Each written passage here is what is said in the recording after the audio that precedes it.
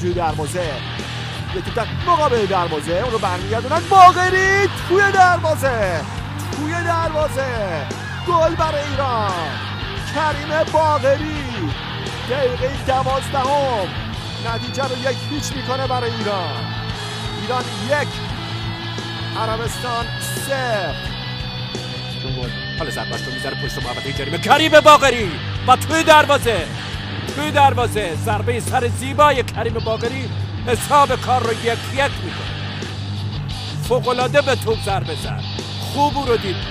مهرداد میناوند، اینم شادی هم میهنان عزیز ما در امارات.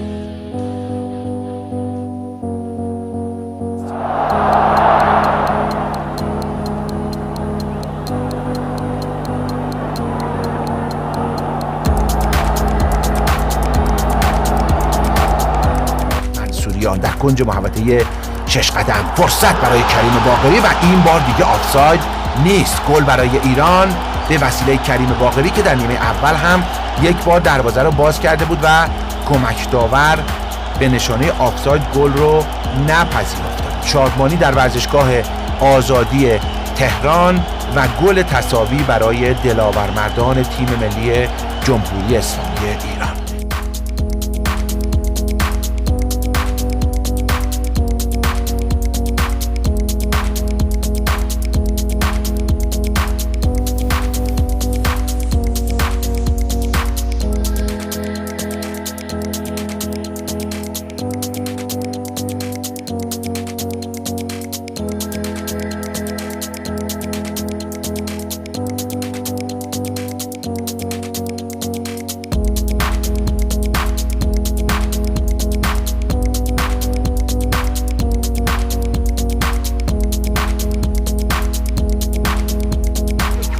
در ثانیه‌های تلف شده این دیدار و گل برای تیم ملی جمهوری اسلامی ایران. شادمانی برای سفید پوشان ما در ثانیه‌های تلف شده این دیدار. عرض کردم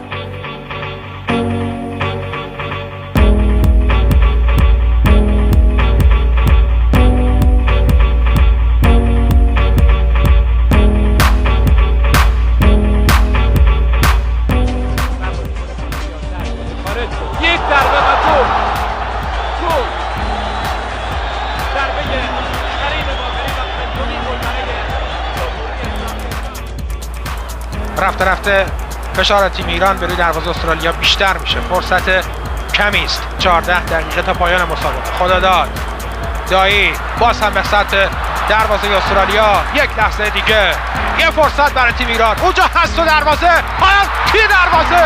کریم باقری است و دروازه استرالیا که باز میشه. بله گل برای ایران. از چندم روی زمین این دفاع باز شدنی است.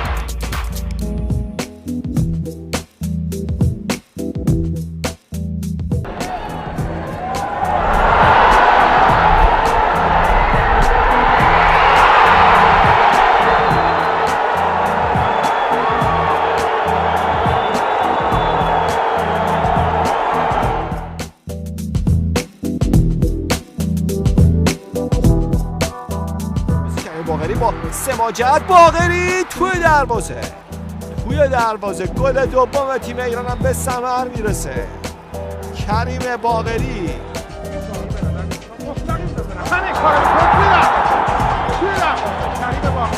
یه گل قشنگ میزنه. یک بار نگاه کنیم کریم باقری آمد جلو. کریم باقری، خود کریم ضربش رو از راه دور میزنه و توی دروازه یک گل زیبا و دیدنی از کریم باقری و این ضربه از راه دور. ببینید از چه فاصله به توپ ضربه میزنه و توی دروازه کره جا میگیره. 71مین دقیقه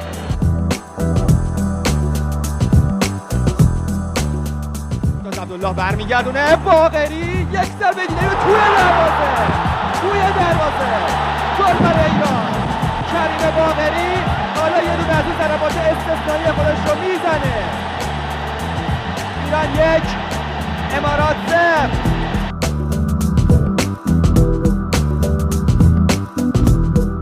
یک بار دیگه از راه دور و توی دروازه کریم باقری حالا برای بار دوم دروازه امارات رو باز می‌کنه.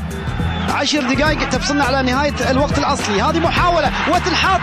الله، جول العجوز كريم باقري اللي كان نايم 8 مواسم ولكن صح في هذا اللقاء. كريم باقري 8 مواسم اعتزل لعب كرة القدم ورجع كريم باقري بيحط الجول. حط الجول. مازیار زاره از سمت با سرعت تو میره کعبی. کریم باقری یه خطا از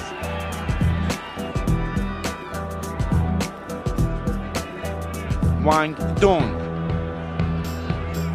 ترجیح داد که آقای مظفریزاده از کارت زرد استفاده نمیکنه. از راه دور